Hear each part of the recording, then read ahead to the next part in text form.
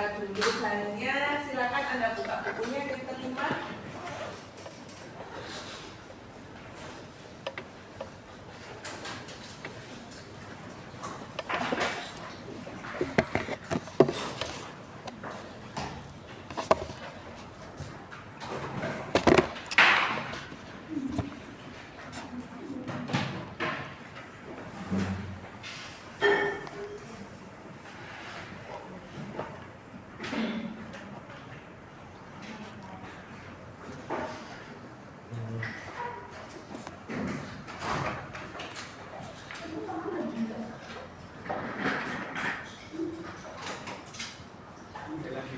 Masih ini kan?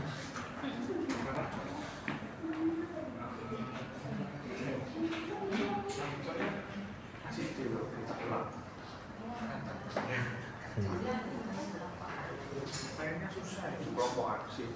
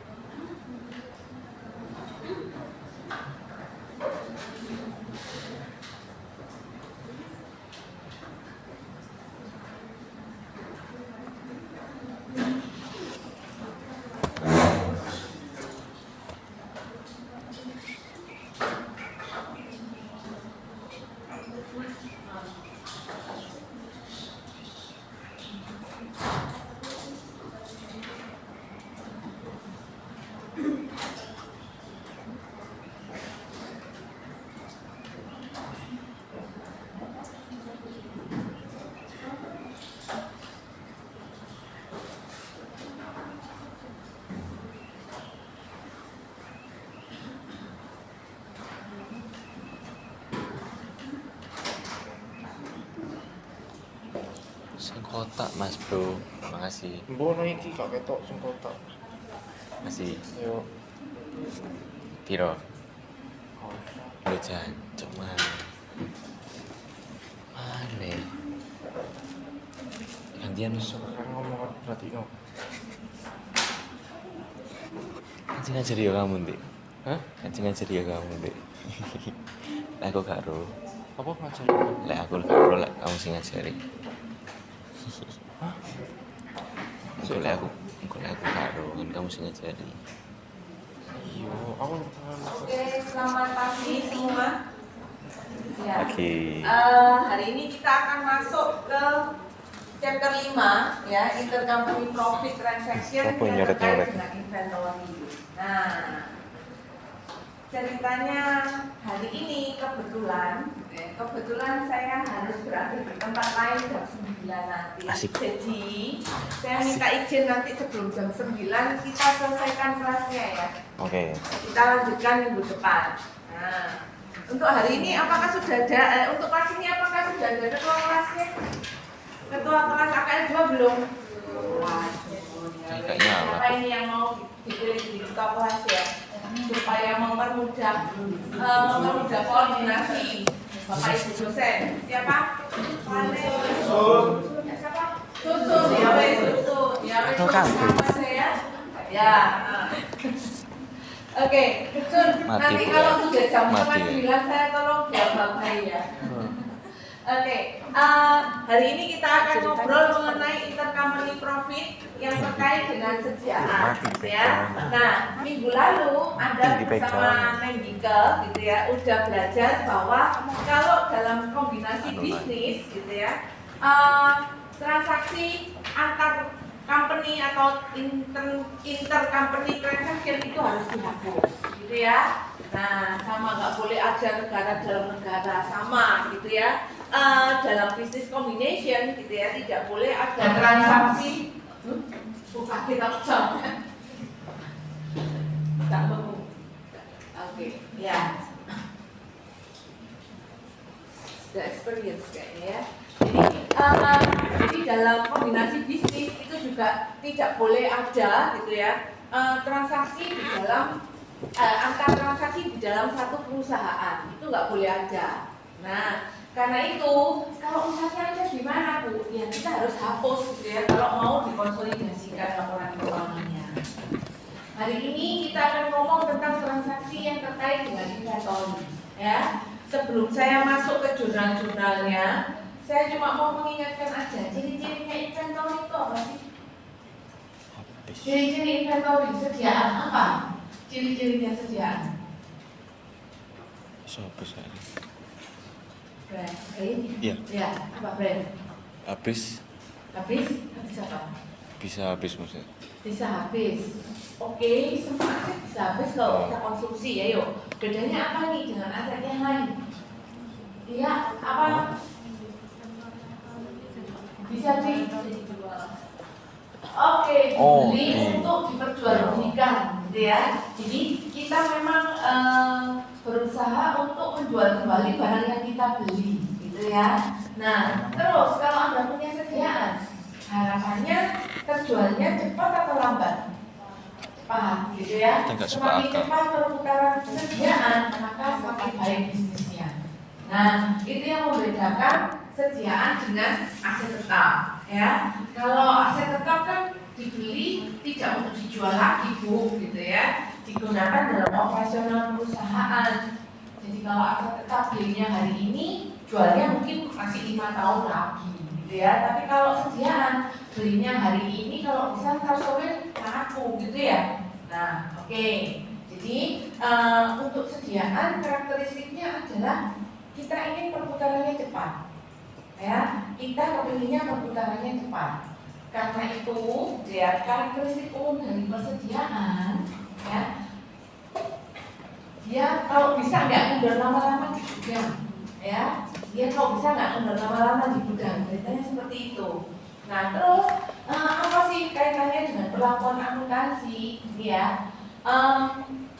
Kalau misalnya nih, ya, misalnya ada 2 perusahaan, mungkin lebih baik kalau saya gambar aja ya, supaya Anda bisa memperoleh apa ya, visualisasi yang lebih jelas. Kalau ini namanya enterprise gitu ya. Nah, enterprise atau ibu perusahaan itu katakanlah punya anak perusahaan, katakanlah 2 wis gitu ya. Ada PT A sama PT B.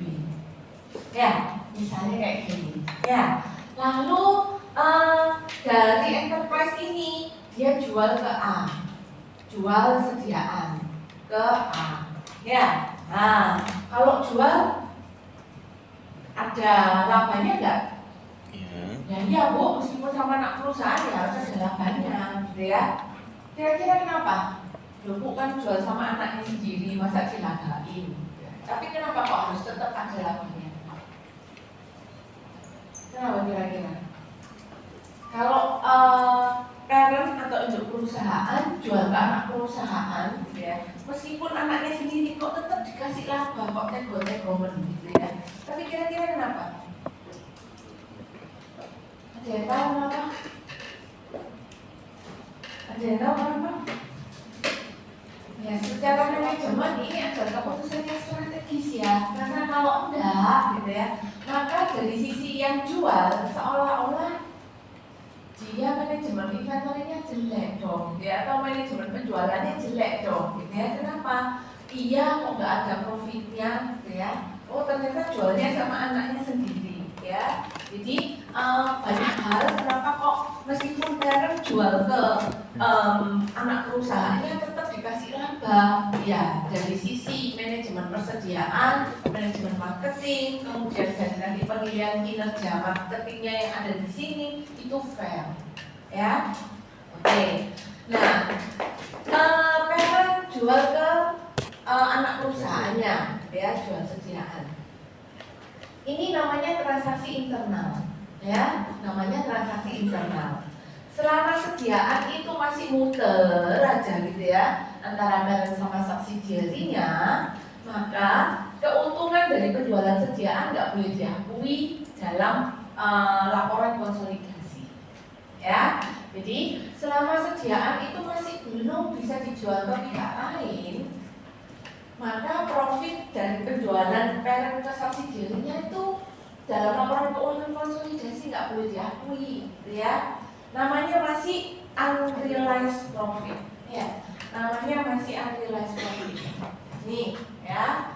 Nah, profitnya nggak boleh direalisasi dulu untuk tujuan laporan konsolidasi, ya. Oke. Nah, ini yang akan kita eliminasi gitu ya. Untuk tujuan laporan keuangan konsolidasi tadi unrealized profitnya kan nggak boleh diakui.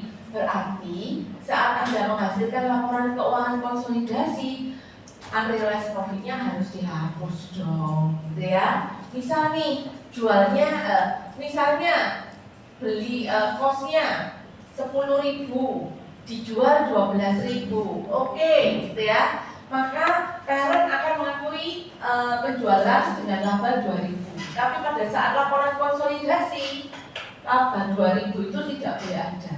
Ya, itu ya pada prinsipnya. Ada yang mau ditanyakan sampai di sini? Untuk ini prinsipnya gitu ya. Kalau penjualannya itu kepada parent kepada subsidiary atau subsidiary kepada parent, di akhir periode kalau sediaannya masih ada di gudang, gitu ya, maka profitnya nggak boleh diakui di laporan keuangan konsolidasi. Oke, sampai di sini jelas ya. Itu nanti yang akan kita pakai frameworknya selama-lamanya, gitu ya, selama Anda belajar AKL 2, ya. Oke, terus sebelum saya mulai masuk ke jurnal, saya mau mengingatkan lagi jurnal-jurnal yang terkait dengan inventory. Masih ingat nggak? Ayo. Kalau PA, jurnal penjualan. Gimana nih kalau jurnal penjualan? Salesnya bebas. AR sales. Oh, account receivable sama sales ya. Account receivable sama sales. Kalau dia pakai perpetual, COGS, inventory atau merchandise. sama inventory. Oke, sip. Udah ingat gitu ya. Nah, di buku Anda, COGS itu namanya cost of sales. Tapi dua ini sama, gitu ya, nggak usah bingung. Cost of sales di sini sama COGS yang Anda pelajari itu sama, gitu ya, harga gulaannya. Terus, kalau jurnal pembelian,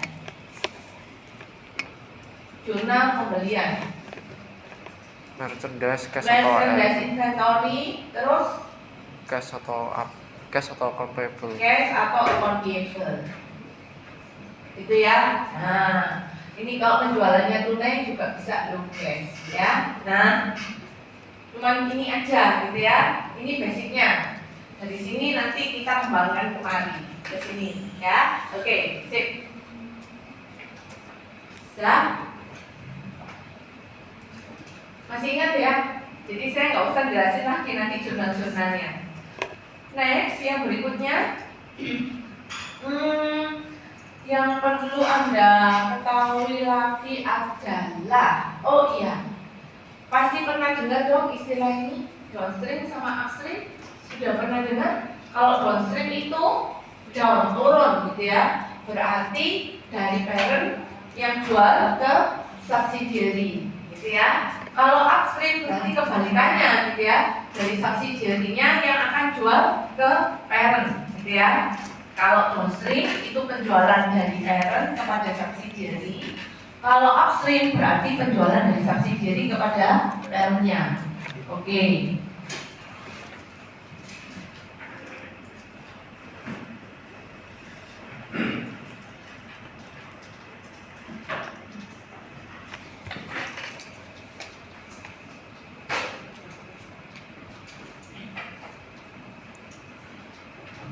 Nah, sekarang kita coba ya, ya. Untuk teori-teorinya cukup banyak yang ada di buku itu, ya. Tapi pada intinya sudah saya jelaskan tadi, ya. Nah, kita akan coba masuk ke contoh soal, ya, supaya paham nanti apa sih, gimana sih pengaruhnya antara penjualan dari parent ke subsidiary atau subsidiary ke parent dengan laporan keuangan konsolidasi, ya.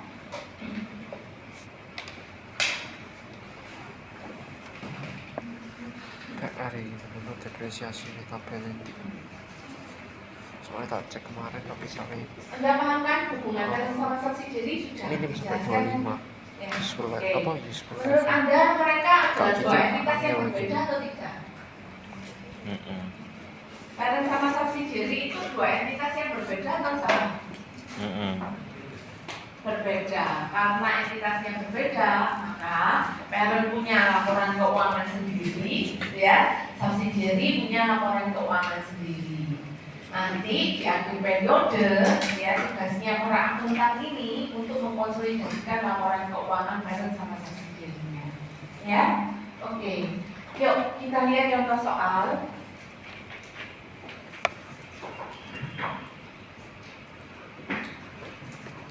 Bisa dilihat juga di bukunya ya. Oke. Nah, nih kita lihat tuh, gitu ya. Pop Corporation, pokoknya pakai buku BIMS itu gampang. Kalau perusahaannya depannya P itu masih parent, gitu ya. Pop Corporation itu membentuk subsidiary yaitu Sun Corporation di tahun 2016, ya. Kemudian Sun itu merupakan apa ini, toko retail yang menjual semua inventory dari parentnya, ya. Jadi Pop itu punya subsidiary yang namanya Sun, ya. Tugasnya Sun adalah menjual semua merchandise yang dia dapat dari parentnya. Semua pembelian sediaan dari Sun itu berasal dari Pop Corporation. Terus Anda lihat di situ 20% above Pop cost, gitu ya. Jadi semua penjualan dari Pop kepada Sun itu dikasih markup 20%. Ya, oke. Selama tahun 2016, Pop itu menjual sediaan. Nah, ini mulai nih. Pop jual sediaan kosnya 40.000. Dijual kepada Sun dengan harga di markup nih 20% gitu ya. Nah, markupnya 40.000 ya kali 1,2. Jadi harga jualnya kepada Sun adalah 48 ya. Nah, perhatikan yang ini ya. Kita akan banyak bermain di makna ini nanti ya. Oke. Terus kemudian Sun menjual semua sediaan itu kepada customer-nya dengan harga 60.000 ya. Paham ya ini? Jadi ini ada POP atau parent company. Yang ini ada Sun atau subsidiary. Terus sama Sun penjualannya itu akan dijual kepada pihak ketiga, gitu ya. Nah. Oke, itu pokoknya ceritanya ya. Popnya jual barang itu kosnya 40.000 buat pop, gitu ya. Terus dijual ke Sun itu dengan markup 1,2, harganya jadi 48. Ya. Nah, buat pop keuntungannya berapa nih? 8 ya. Oke. Terus kalau Sun itu beli dari pop, kosnya berapa berarti? 48 ya. Nah, jual ke sana karena jadi kosnya, gitu ya. Terus sama Sun dia jual ke pihak ketiga tuh, harganya 60.000. Oke, kalau begitu sama Sun pada periode itu dia dapat profit 12. banyak apa? Enggak salah. 12 ya, 12.000. Oke. Nah, ini ya ceritanya seperti itu. Terus pada saat Anda bikin laporan konsolidasi ini, jurnal pembelian sama penjualan saya nggak jelasin lagi ya. Oke, gini kan. Nah, ya, jurnal pembelian sama penjualan saya tidak menjelaskan lagi ya. Pop belinya kayak apa gitu ya. Inventory masuk, cashnya kredit 40.000, dijual kepada Sun, oke 48.000, penjualnya 48, COGS-nya 40, inventory-nya 40. Udah saya nggak mau jelasin lagi ya yang ini, dipelajari sendiri oke? Ya, kalau lupa tanya Pak Hari, gitu ya. Anda masih ketemu dengan Pak Hari ya? Iya, di pelajaran apa? Agama Buddha. Loh, kan banyak yang salah gitu ya. Loh, mau masuk kelas PA 2. Kok yang ngajar kok Pak Hari bikin kelasnya agama Buddha nggak jadi masuk anaknya. Ya. Oke, ya. Jadi untuk ini saya nggak akan menjelaskan lagi ya jumlah penjualan pembelian, Anda pelajari lagi nanti, gitu ya. Oke, kembali lagi ke sini yuk, ya. Nah, dari sudut pandang konsolidasi, gitu ya. Dari sudut pandangnya konsolidasi parent sama subsidiary, harga pulaan barang ini berapa sih? Harga pulaan barang ini berapa? Dari sudut pandang konsolidasi harga pulaannya berapa? 40 gitu ya. 40 apa 48? 40 gitu ya. Belinya kan dari pihak ketiga 40 gitu ya. Terus perolehan penjualannya berapa? Dari sudut pandang konsolidasi perolehan penjualannya berapa? 48. Ya. 8. 8. Harganya berapa? Harga jualnya? Yang harus Anda akui nanti di laporan konsolidasi loh. Harga jualnya nanti berapa? 20.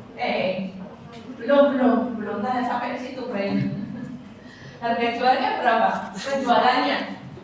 Penjualannya berapa? 48 itu kan dari parent jual ke subsidiary ya. Kalau dari sudut pandang konsolidasi penjualannya berapa nanti?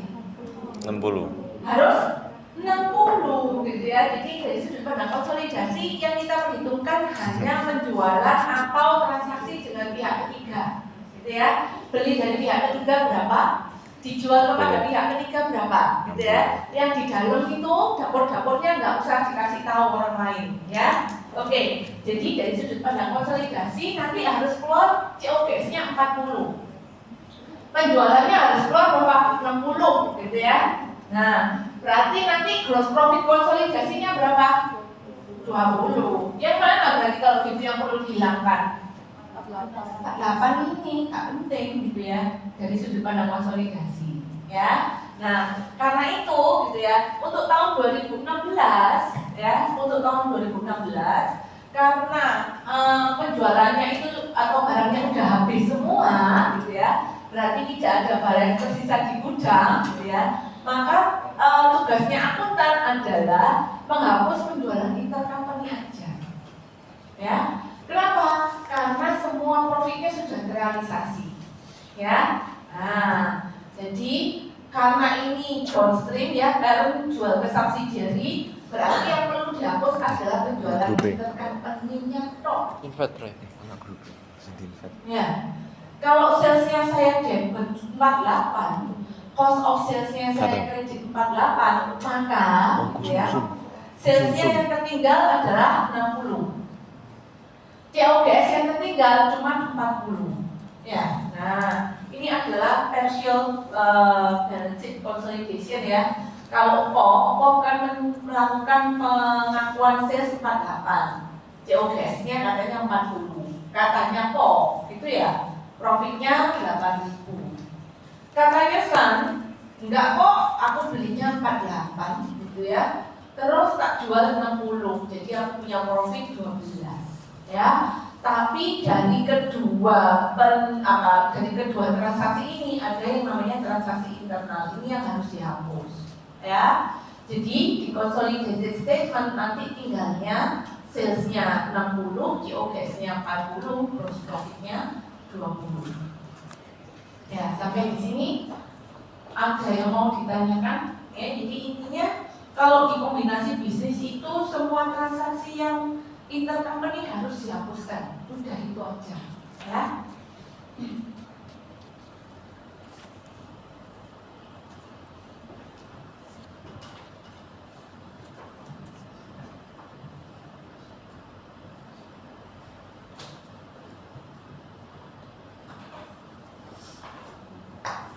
Kan kurang booking cara suka.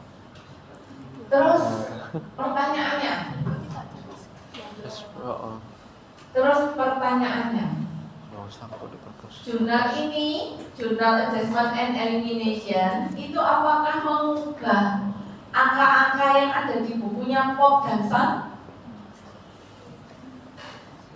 Apakah kalau laporan keuangan sudah dikonsolidasi dengan Adjustment and Elimination, lantas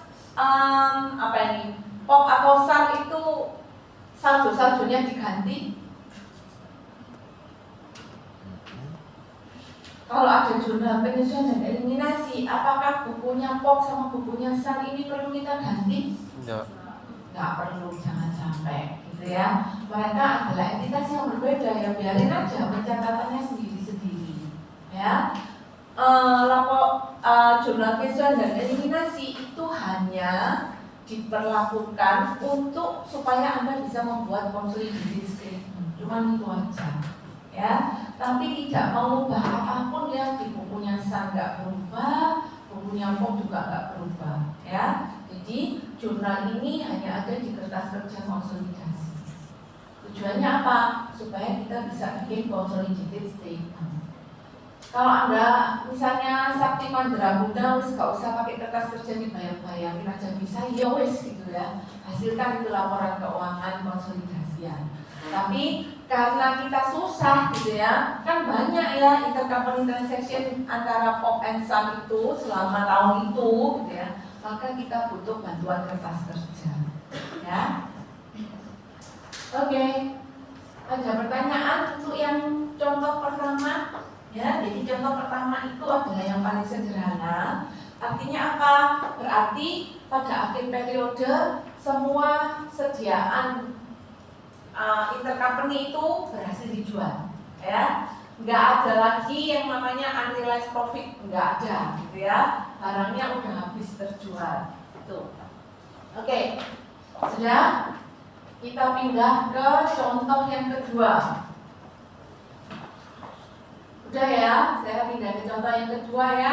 Elimination of unrealized profit in ending inventory gitu ya. Jadi ceritanya gini nih, dalam setahun pulaan itu kan belum tentu barangnya terjual semua. Yang ideal ya kayak yang nomor 1 ini gitu ya. Tapi dalam kenyataan bisnis gitu ya, di akhir periode itu akan selalu ada ending inventory gitu ya, atau sediaan yang belum bisa dijual. Nah, kalau sediaan yang belum bisa dijual, profitnya juga belum boleh diakui. Itu ya ceritanya. Nah, kita lanjut di tahun berikutnya.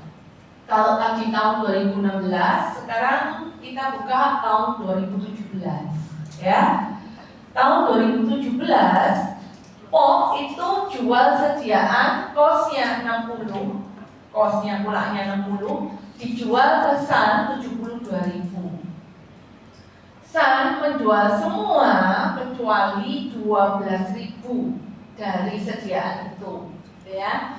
Jadi semua berhasil dijual kecuali 12.000 masih kendor gitu ya di sediaan akhir.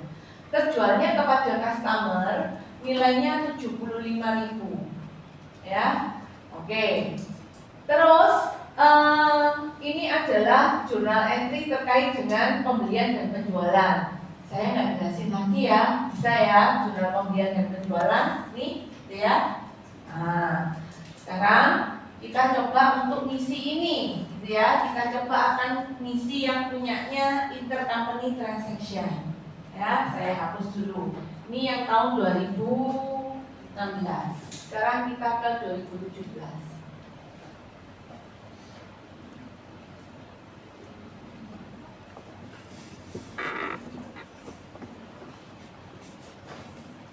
Oke, yuk kita coba ya. Pulaan barang. Pulaannya berapa tuh? 60.000. Oke. Pulaan barang 60.000.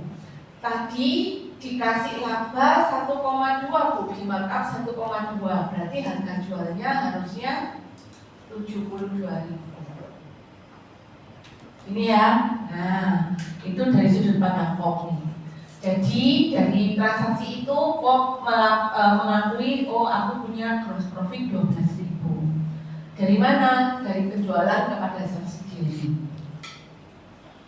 Penjualan POP jadi costnya Sun. Ya, Sun belinya 72.000.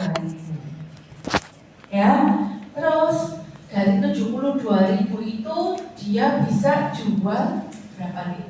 Penjualannya 75 ya. Oke, 75. Tapi nggak semua loh gitu ya. Masih ada ending inventory gitu ya. Penjualan 75 itu catatannya nih ada ending inventory 12.000. Gitu ya. Nah, jadi untuk Sun gitu ya, costnya masuk 72.000 ya, penjualannya 75.000 tapi dengan catatan gitu ya, masih ada 12.000 di ending inventory ya. Oke. Nah, sekarang kita bekerja di sini ya. Kalau ada 12.000 di ending inventory gitu ya, kalau ada 12.000 di ending inventory, berarti COGS-nya berapa dong?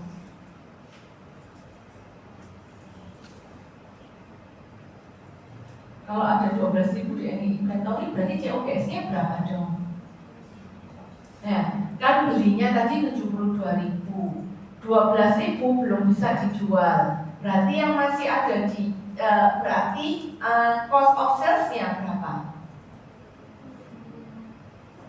Jangan cost deh, nanti Anda bingung gitu ya. Pembelian, ini aja. Pembeliannya 72.000. Masih ada 12.000 ending inventory. Berarti yang bisa dijual 60.000 gitu ya. Yang 12.000 masih ada di ending inventory. Oke. Sampai di sini dulu dari sudut pandangnya Sun. Jelas nggak? Ya. Jadi dia beli 72.000. Masih ada 12.000 di ending inventory. Berarti yang berhasil dijual cuma 60.000. Ya, yang berhasil dijual berarti cuma 60.000. Oke, sudah. Sampai di sini dulu. Saya nggak kemana-mana sih. Tunggu dulu, gitu ya. Oke. Nah, ini dari sudut pandangnya Sun ya. Nah, jadi dia beli 72. Terus di akhir periode lu masih ada 12.000 yang tersisa. Berarti yang berhasil dijual atau di OGS-nya adalah 60.000. Oke, itu ya. Nah, sekarang pusing nih, wah ada ending inventory. Ya, kalau ada ending inventory berarti gitu ya, ending inventory ini udah mengandung laba, betul ya? Ending inventory-nya kan belinya dari pop, sama pop dijual pesan itu ada labanya, ya. Berarti ending inventory ini udah mengandung markup, ya. Oke. Markup-nya harus kita eliminasi, ya. Markup-nya kan namanya unrealized profit, harus dieliminasi, ya. Nah, ceritanya kalau ini saya kembalikan ke harga pulaanku tanpa markup, nilainya berapa? Ya, nah, cari ini, ya. Berarti ending inventory at cost berapa? Kalau ini kan sudah ada transfer price-nya ya, sudah ada markup-nya tadi, gitu ya. Pada saat dikembalikan ke cost, gimana caranya? 12.000 itu sudah mengandung markup 20%. Kalau tak kembalikan ke cost, berapa nilainya? 12.000 itu sudah mengandung markup 20%. Kalau saya kembalikan ke cost, nilainya berapa? Berapa? 9.500. Oke, kok bisa? Dapatnya dari mana? Udah naik ya, 12.000 itu udah dinaikin 20%. Kalau balik lagi ke cost-nya, iya, turunnya berapa? Jangan berpatokan dari sininya ya. Ini kan sudah di markup. Patokannya dari sini loh. Ayo, gimana ini? Pakai rumusan ini gimana? Anda kalau cari 60.000-nya gimana? Nah, gitu ceritanya. Kalau Anda cari 60.000-nya gimana ceritanya? 72.000 dibagi 1,2 gitu ya. Sama gitu ya. Kalau ending inventory itu sudah mengandung markup 12.000. Markupnya berapa? 20%. Berarti kalau ending inventory-nya at cost, harganya berapa? 12.000 dibagi 1,2 gitu ya. Berarti ending inventory-nya nilainya 10.000 ya. Nah, karena itu saya tadi ngomong awas, perhatikan markup-nya gitu ya. Nah, gitu ya. Patokan kita selalu at cost ya. Jangan sampai gini, oh 12.000 itu kan sudah ada markupnya 20%. Berarti kalau balik ke cost ini tak kalikan 80%. Bukan gitu ya. Gak gitu konsepnya. Kita berangkatnya dari cost ya. Oke, sampai di sini ada yang mau tanyakan? Ya, jadi ending inventory-nya yang ada di SAP itu sudah ada markupnya. Dari sudut pandang konsolidasi gak boleh nih gitu ya, harus balik ke cost ending inventory-nya. Cari gimana caranya? 12.000 itu sudah kena markup 20%. Berarti kalau dibalikin ke cost, harganya berapa? Ya.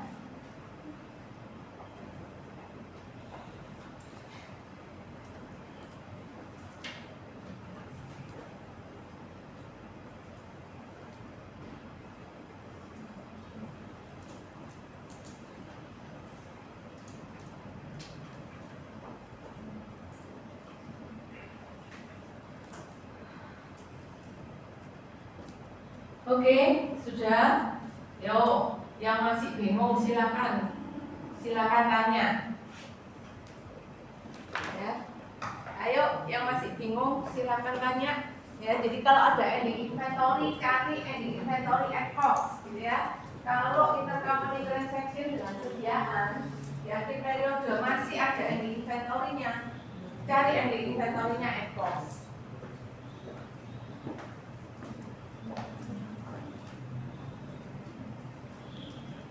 Oke?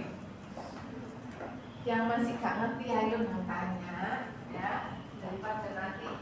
Nih kalau AKS 2 kalian bersambung ya dari tahun ke tahun kan. Nah, jadi kalau di awal bingung, di akhir apalagi gitu ya. Ayo silakan ditanya yang nggak mesti.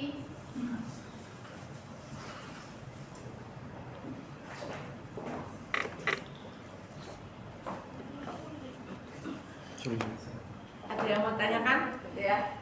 PR pertama, kalau ada ending inventory, kembalikan at cost. Gitu ya. Terus pertanyaan saya yang berikutnya, berarti gitu ya, laba yang ada di ending inventory itu berapa?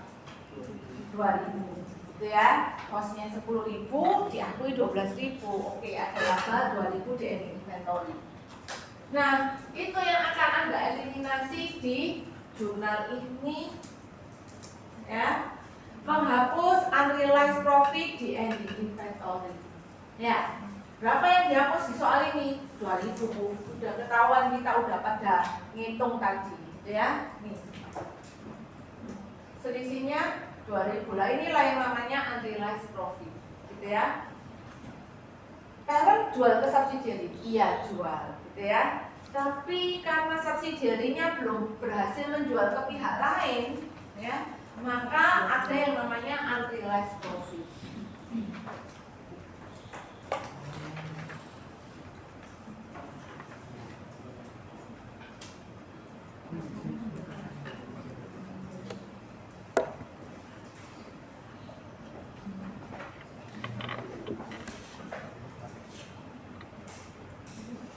Oke, terus tahun 2017 ini intercompany sales-nya berapa? Penjualan antar perusahaan yang harus kita hapuskan 72, gitu ya. Oke, penjualan dari parent ke subsidiary-nya itu adalah intercompany sales. Hapus, ada itu, gitu ya. Di laporan konsolidasi nggak boleh muncul, ya. Ini nanti yang Anda lihat di laporan konsolidasinya.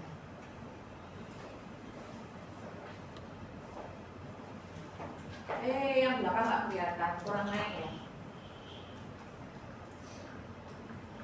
Oke ya, jadi untuk POP ya, untuk POP dia akan mengakui adanya sales 72.000. Penjualannya kepada siapa? Kepada subsidiary-nya. COGS-nya 60.000. Dia ngakui profit 12.000. Untuk saham gitu ya, penjualannya 75.000, tapi ingat 75.000 itu cost of sales-nya cuma 60.000 karena dia masih punya ending inventory. Lihat nih, saham punya inventory masih di akhir periode, inventory-nya masih 12.000. Ya. Terus pada saat Anda melakukan adjustment and elimination, sales sama COGS-nya dihapus ya, itu intercompany transaction. Lalu yang berikutnya, cost of sales-nya di debit, gitu ya. Kenapa? Karena ini masih mengandung unrealized profit, profitnya masih belum boleh diakui, jadi cost-nya dinaikin, dan gitu. Terus kreditnya inventory. Inventory-nya kan 12.000, harus dikembalikan ke nilai cost-nya 10.000. Jadi inventory-nya saya kurangi 2.000. Ya, ini adalah partial balance sheet-nya. Ini adalah jurnal yang Anda masukkan di kertas kerja konsolidasi. Oke, ada yang mau ditanyain sampai sini, ya? Ada yang mau ditanyakan sampai sini, ya? Ini adalah partialnya. Nanti kalau Anda bikin kertas kerja konsolidasi akan nampak kayak begini. Jadi dari sudut pandang konsolidasi, gitu ya, penjualan yang diakui hanyalah penjualan pada pihak ketiga. Cost of sales yang diakui adalah 50.000. Kok bisa 50.000? Nah iya, gitu ya. Kalau cost of sales-nya itu 60.000 dari sudut pandang Sun, gitu ya. Kalau dari sudut pandang parent berapa? Sama ya ceritanya ya. 60.000 ya. Patokannya rumus ini ya. Nah, rumus ini nih. Cost of sales 60.000 itu sudah mengandung markup, gitu ya. Sudah mengandung markup. Kalau dikembalikan ke cost-nya berapa, ya? Nah, jadi artinya apa? dari sini gitu ya. Dari sini kita lihat dari cost dari semua barang yang dibeli oleh POP itu nggak semuanya terjual, ya, nggak semuanya terjual. Yang terjual cuma berapa? Kalau ending inventory-nya 10.000 gitu ya, pulaannya 60.000 gitu ya, dijual masih ada sisa 10.000, berarti terjualnya kan 50.000, paham ya? Kenapa kok 50.000 di sini gitu ya? Kalau dari sudut pandang POP ya, saya belinya 60.000. Di akhir periode masih ada ending inventory 10.000. Meskipun bukan di gudang saya loh ya, di gudangnya subsidiary. Berarti cost atau COGS-nya adalah 50.000, gitu ya.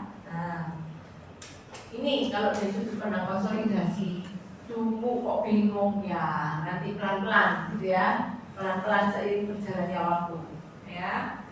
Tapi Anda harus sering latihan kalau AKL 2. Kalau nggak sering latihan nanti baca soalnya aja belibet ya. AKL 2 kan soalnya nggak pernah pendek, panjang semua ya. Oke. Sampai di sini ada pertanyaan? Sampai di sini ada pertanyaan? Enggak ya? Intinya harus dikembalikan lagi ke cost-nya ya. Transfer price hapus gitu ya. Terus saya ke yang terakhir ya. Nah, recognition of unrealized profit in beginning inventory. Ceritanya gimana nih, ya? Nyambung kan? Saya bilang nanti kalau APL 2 nyambung nih. Kan gini nih ceritanya, tahun 2017, misal saya pakai contoh ini ya, tahun 2017 kan Anda masih punya ending inventory. Lah, di tahun berikutnya ending inventory itu akan terjual.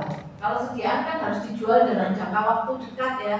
2017 masih jadi ending inventory di gudang. Tahun depan harus keluar tuh dari gudang, gitu ya, harus keluar. Nah, karena itu tahun 2018 gitu ya, ending inventory-nya udah bisa dijual.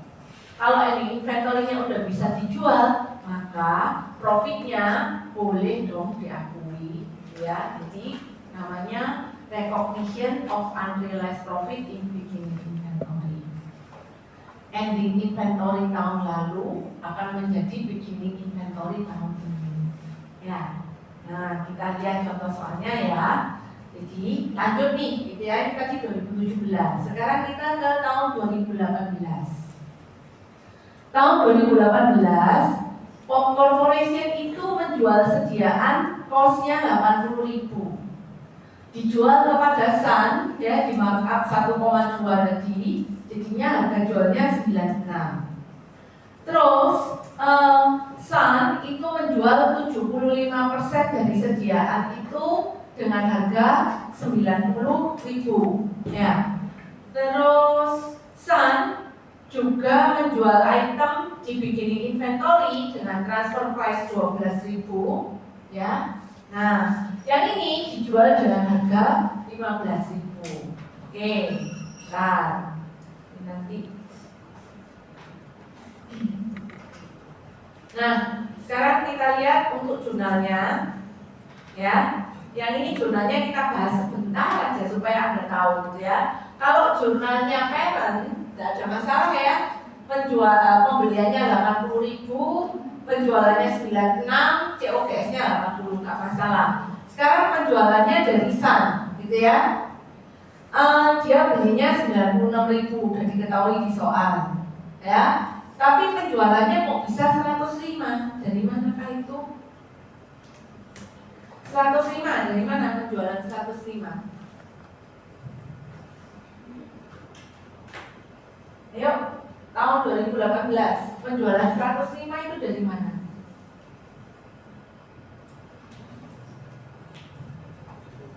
Cukup baik. Ya, dari mana penjualannya? Dari mana kok bisa 105? Penjualan Sun tahun 2018. Berasal dari mana? Berasal dari sediaan yang dibeli tahun 2018.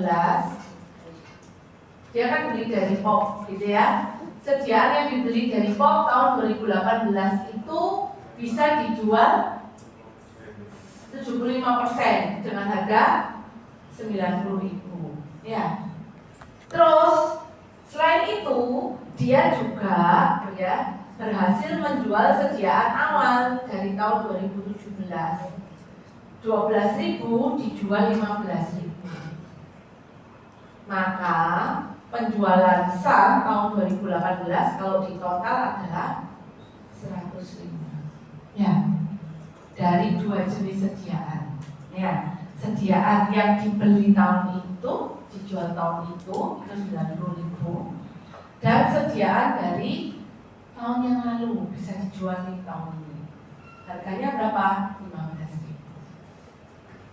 Oke, jadi nilai penjualannya adalah 105.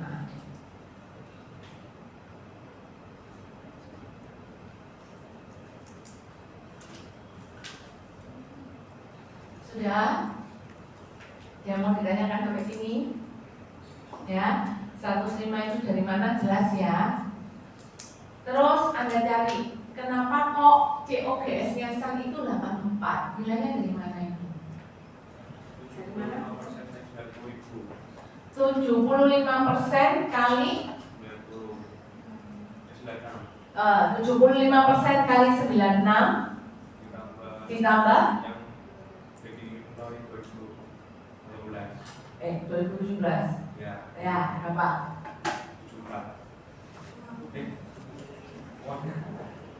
Ini inventory tahun lalu berapa? 12 gitu ya. Oke. Ya. Jadi, kok bisa COGS-nya tahun 2018 itu diakui 84 ya. COGS-nya atau cost of sales saya samakan ya di buku supaya Anda nggak bingung saat belajar. Nah, ya, yang berasal dari pembelian 2018 tadi 75% kali 96.000. Berapa ini? Tolong saya ingatkan. 72. Terus dari ending inventory. Iya, 2017 ending inventory-nya 12.000 itu berhasil dijual di tahun 2018. Oke. Nah, tahu ya asal muasalnya dari mana itu angka.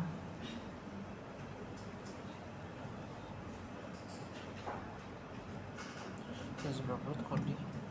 90. Dari mana kita 90? Itu merchandise inventory. Oh iya, Saya bikin 75% jadi 72.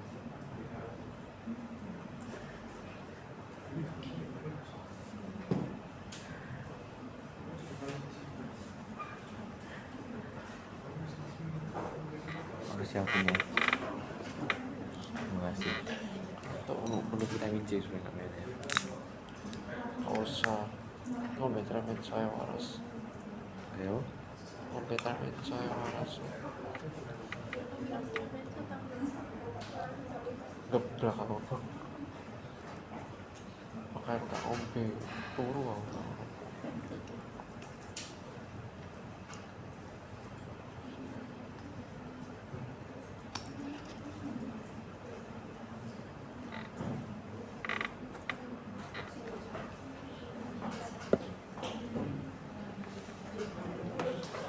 Aduh.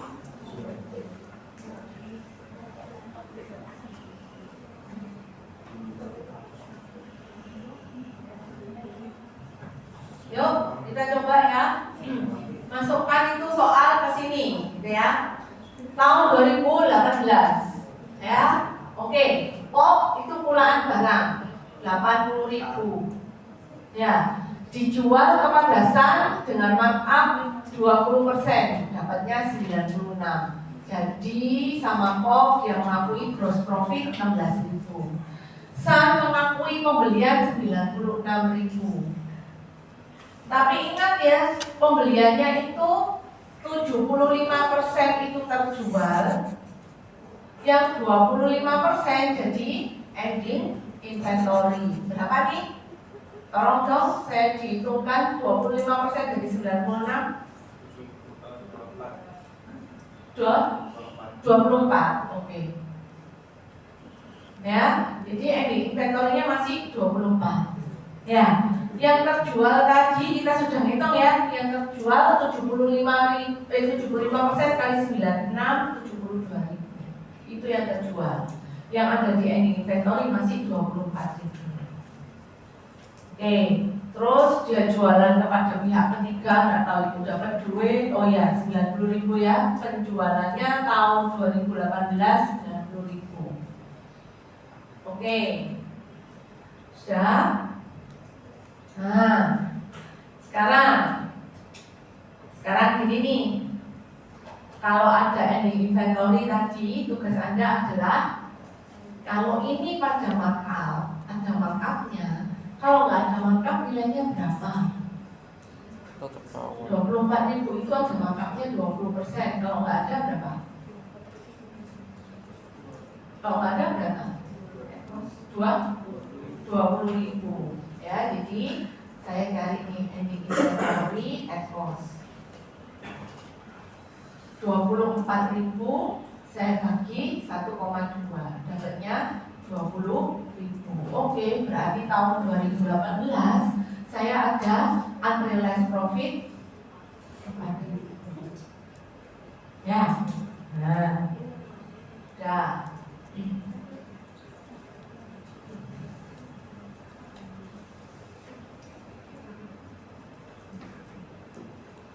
Terus nanti bisa ya isi, bisa dong terisi semua ya. Udah bisa ngitungnya, nanti jurnalnya lupa gitu ya. Bu, saya sudah bisa ngitung tapi saya lupa jurnalnya, waduh gitu ya, sama aja.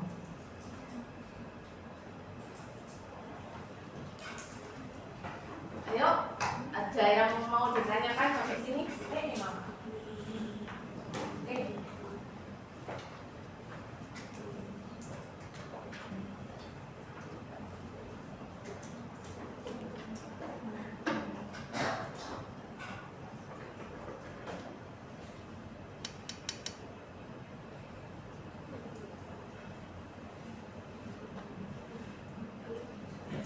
COGS-nya nanti yang muncul di laporan konsolidasi berapa?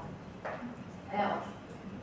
COGS-nya yang muncul di laporan keuangan konsolidasi nanti berapa? Berapa?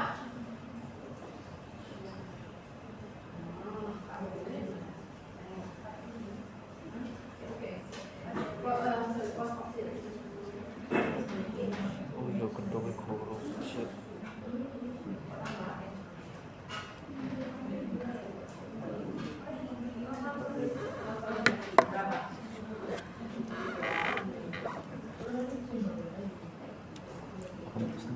Oke. Sudah? Sudah? Bisa ngisinya? Berapa ini angka? Penghapusan penjualan intercompany 2018 berapa yang harus kita hapus? 96. Oke. Gampang. Terus menghapus unrealized profit di ending inventory. Ending inventory-nya ada unrealized profit-nya berapa tadi? Ini ya. Oke, 4.000. Cost of sales-nya nambah, inventory-nya berkurang. Kenapa? Kenapa kalau kita tambahkan cost of sales? Ya karena profitnya kan nggak boleh diakui dulu, gitu ya. Jadi kita naikkan dulu cost-nya ya supaya profitnya nggak kebanyakan. Ya. Terus mengakui realized profit dari beginning inventory. Ini kan sudah terjual nih. Tadi berapa nih? Realized profitnya 2.000. Sekarang udah berhasil dijual, berarti boleh diakui. Ya, 12.000 itu sudah mengandung profit 2.000 loh. Ya, kalau dia bisa dijual, profitnya 2.000 boleh diakui. Selama barangnya nggak terjual, profit nggak boleh diakui. Dah itu intinya.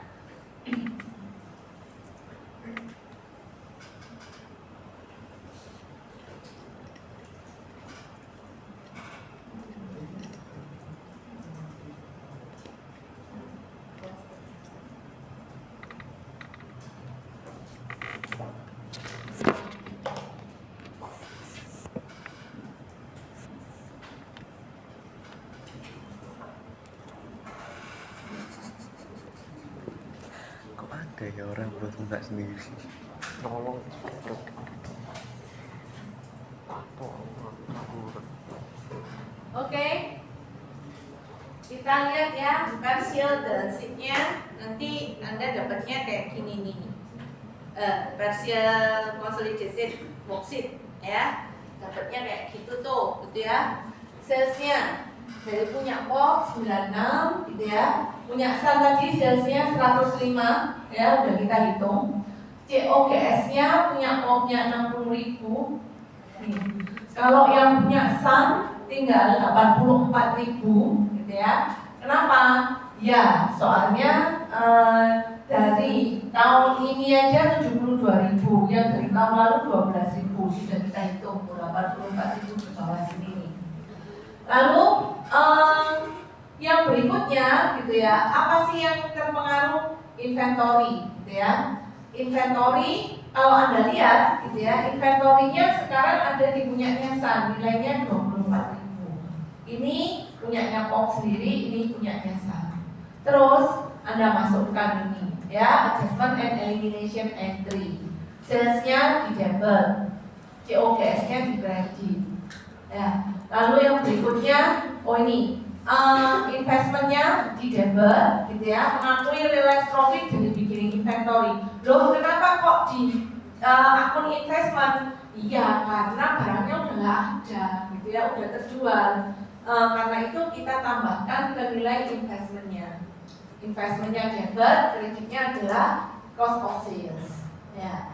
Terus yang berikutnya, kalau ini ya, yang 4.000 tuh, gitu ya, cost of sales-nya debit, kreditnya inventory. Nah, nanti Anda dapatkan consolidated statement-nya yang ada di sini. Oke. Sudah? Ada yang mau ditanyain sampai sini? Ya. Jadi untuk inventory Anda butuh 3 jurnal eliminasi ini, gitu ya. Memang tidak semuanya harus ada dalam satu soal, ya. Kayak tadi ya, soal pertama, ending inventory-nya sudah terjual semua, ya udah, Anda cuma butuh yang nomor 1. Ya.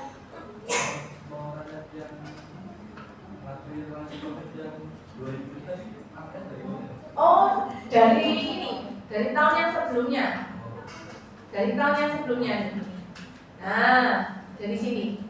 Kalau tahun sebelumnya dia menjadi unrealized profit, gitu ya. Menjadi unrealized profit karena di tahun 2017 dia belum berhasil terjual.